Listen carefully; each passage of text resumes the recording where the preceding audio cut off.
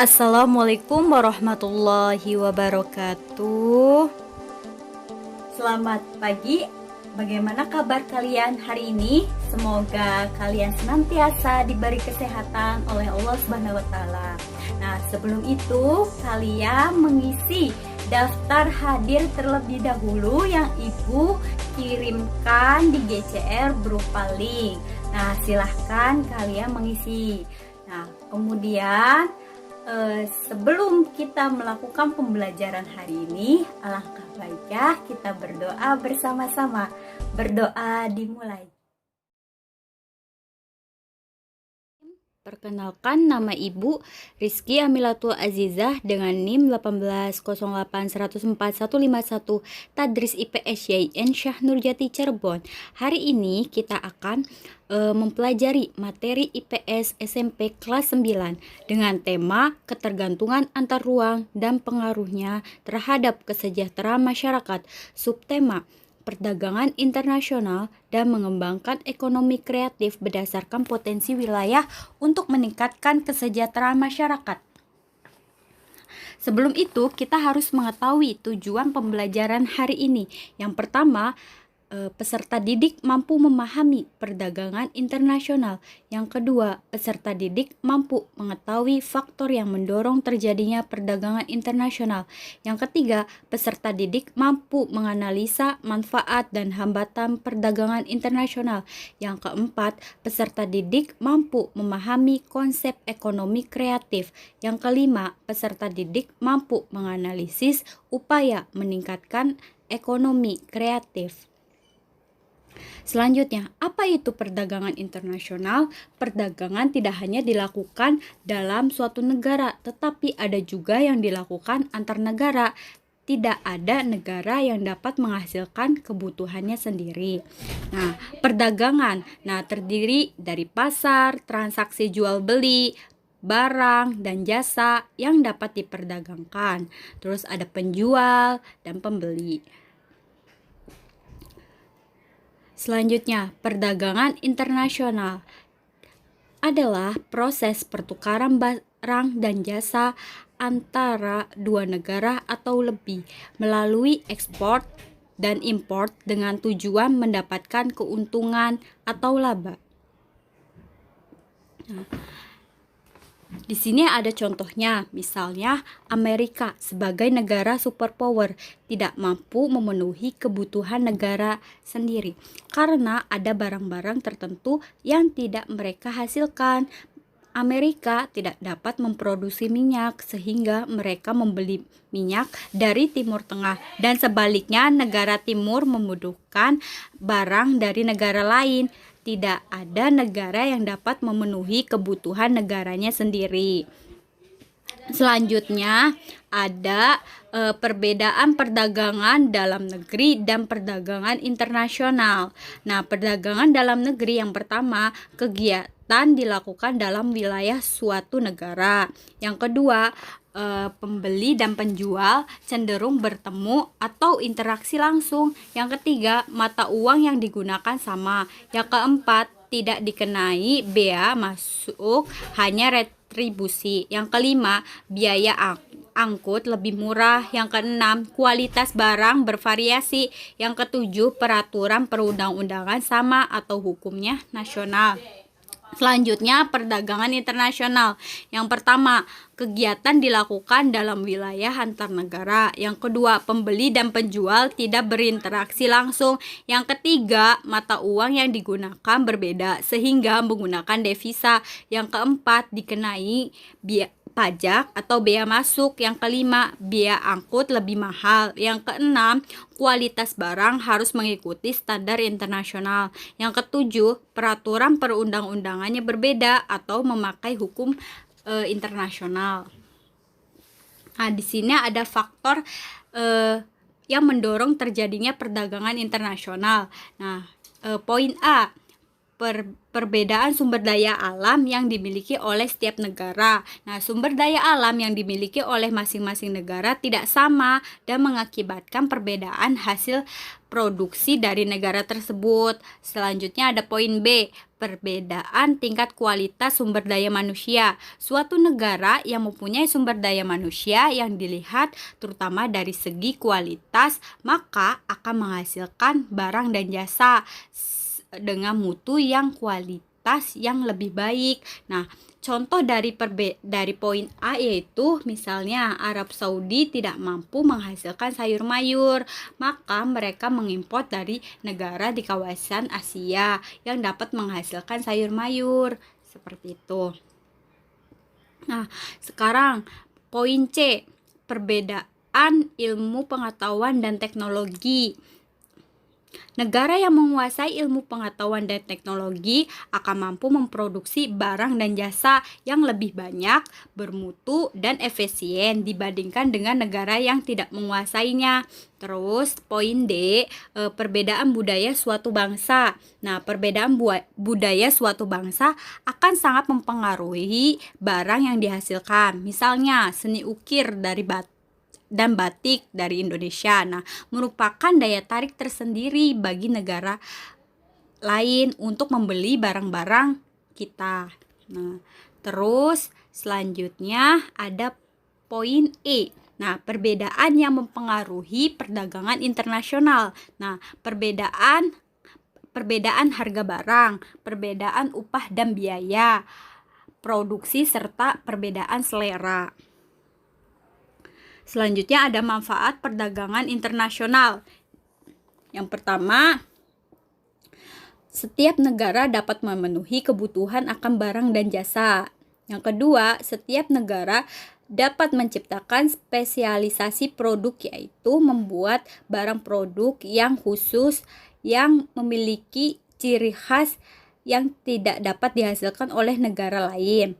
Yang ketiga, produk dari negara yang melakukan perdagangan akan mendapatkan barang dengan mudah dan harganya murah.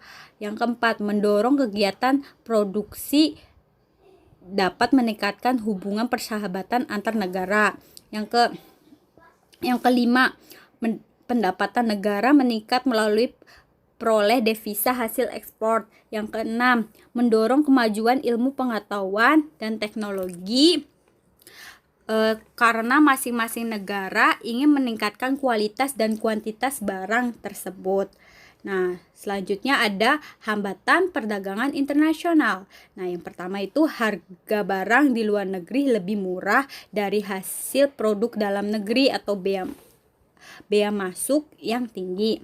Nah, selanjutnya, kebijakan untuk melindungi produk dalam negeri disebut adanya proteksi. Nah, misalnya pemerintah Indonesia yang mengenaikan tarif tinggi untuk impor kain yang berasal dari Cina agar harga kain tersebut menjadi mahal sehingga kain yang dihasilkan oleh Indonesia lebih murah. Nah, selanjutnya adalah kuota. Kuota merupakan kebijakan untuk membatasi jumlah ekspor dan impor barang dari suatu negara. Nah, contohnya Amerika membatasi kuota tekstil dari Indonesia karena Amerika juga memproduksi tekstil. Nah, selanjutnya juga ada tarif.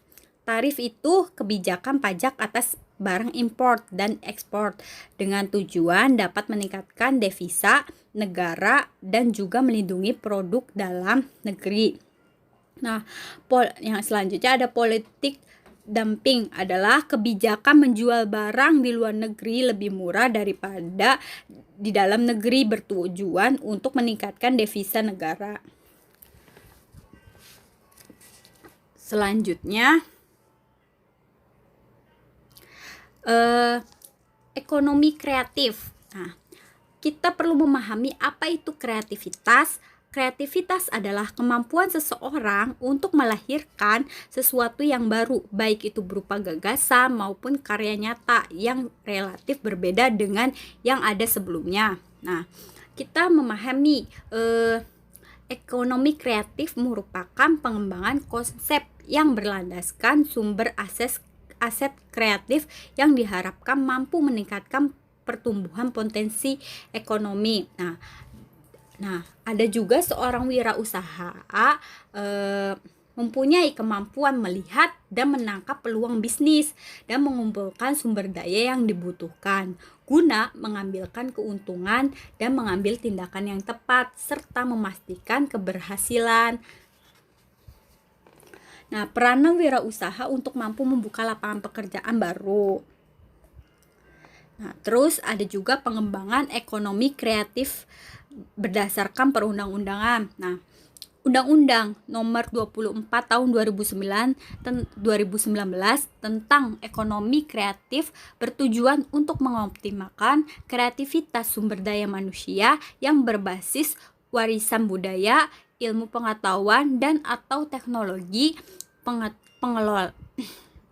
Pengelolaan ekonomi kreatif dan potensinya perlu dilakukan secara sistematis, struktur dan berkelanjutan melalui pengembangan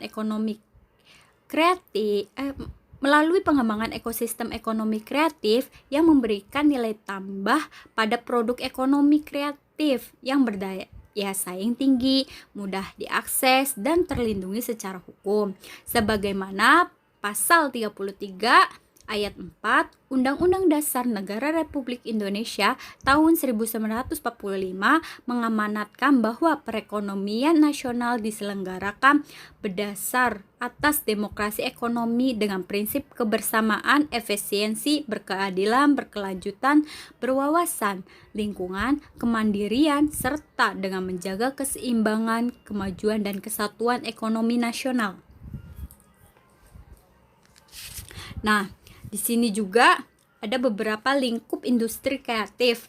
Yang pertama ada periklanan, contohnya televisi, radio, surat kabar, dan majalah. Yang selanjutnya ada arsitektur, contohnya arsitektur taman, perencanaan kota, pengawasan, konstruksi. Terus ada juga kerajinan, contohnya rotan, marmer, bambu, kayu, kaca, maupun kulit. Yang selanjutnya ada fashion, contohnya desain pakaian, produk pakaian, dan aksesoris. Nah, yang kelima, pasar barang seni, contohnya barang-barang musik atau kerajinan. Yang keenam, ada riset pengembangan, contohnya mengembangkan bahasa dan jasa konsultasi bisnis dan manajemen. Nah, ini contoh ekonomi kreatif. Di situ ada sedang membatik, terus ada juga hasil kerajinan dari rotan, anyaman rotan. Terus selanjutnya ada gambar contoh ekonomi kreatif. Itu lagi sedang membuat gitar ya. Satunya juga ada pabrik. Terus selanjutnya kita membahas tentang pertimbangan kebijakan ekonomi kreatif. Nah, ekonomi kreatif telah menunjukkan potensi signifikan terhadap penciptaan dan penyerapan tenaga kerja serta pertumbuhan ekonomi. Ada beberapa jenis modal yang dimiliki oleh individu warga bangsa yang dapat menjadikan seseorang atau masyarakat bertahan dalam menghadapi kehidupan yang sangat kompetitif. Selanjutnya juga ada sistem perekonomian yang ditetapkan oleh Indonesia adalah sistem perekonomian Pancasila. Maka secara normatif Pancasila dan Undang-Undang Dasar 1945 adalah landasan ideal sistem perekonomian di Indonesia. Dasar politik perekonomian ini diatur dalam Undang-Undang Dasar 1945 pasal 33 yang berbunyi Ayat 1. Perekonomian disusun sebagai usaha bersama berdasarkan atas azas kekeluargaan. Yang kedua, ayat kedua, cabang-cabang produksi yang penting bagi negara dan yang menguasai hajat hidup orang banyak dikuasai oleh negara. Yang ketiga, ayat 3. Bumi, air, dan kekayaan alam yang terkandung di dalamnya dikuasai oleh negara dan dipergunakan untuk sebesar-besarnya kemakmuran rakyat. Ayat 4. Perekonomian nasional diselenggarakan berdasarkan atas demokrasi ekonomi dengan prinsip kebersamaan, efisiensi, berkeadilan, berkelanjutan, berwawasan lingkungan, kemandirian, serta dengan menjaga keseimbangan kemajuan dan kesatuan ekonomi nasional. Nah, ketentuan lebih lanjut mengenai pelaksanaan pasal ini diatur dalam undang-undang. Selanjutnya ada strategi meningkatkan ekonomi kreatif. Yang pertama, menyiapkan insentif untuk memacu pertumbuhan industri kreatif. Yang kedua ada membuat roadmap industri kreatif yang melibatkan berbagai lembaga pemerintah dan kalangan swasta.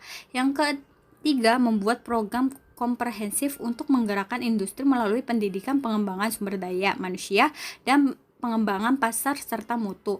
Yang keempat, memberikan perlindungan hukum dan intensif bagi karya industri kreatif. Nah, di sini juga membentuk Indonesia Creative Council yang menjadi jembatan untuk menyediakan fasilitas bagi para pelaku industri kreatif. Terus di sini juga ada strategi pemerintah dalam mengembangkan ekonomi kreatif, pengembangan database kreatif Indonesia yang didukung dengan teknologi informasi. Yang kedua ada peningkatan penggunaan teknologi melalui program kemitraan.